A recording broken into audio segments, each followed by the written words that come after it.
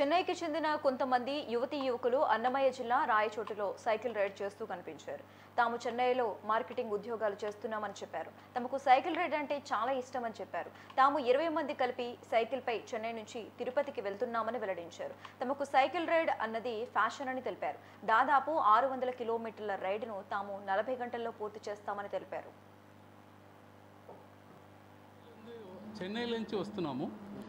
600 kilometre cycling ride ఇది వచ్చి ఇప్పుడు చెన్నైలో స్టార్ట్ చేసి చిత్తూరు నుంచి ఇప్పుడు కడప వచ్చాము.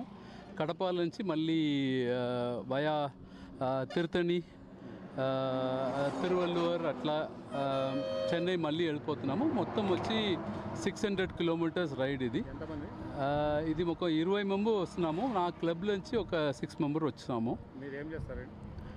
నేను మార్కెటింగ్లో పనిచేస్తున్నాను. ఇది సైక్లింగ్ వచ్చి హాబీ అండ్ ఒక ప్యాషన్. సో అందుకోసమే వీఆర్ డూయింగ్ దిస్ యాక్టివిటీ. నేను నిన్న సాయంత్రం 4:30 స్టార్ట్ చేసాము. 40 అవర్స్లో కంప్లీట్ చేయాలి. అండ్ రేపు మార్నింగ్ 8:30కి cut off time. We are a group of 6 people coming from Chennai, going to Kadapa, back to Chennai.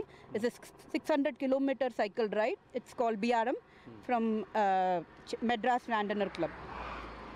Oh, why? Just cycling is a passion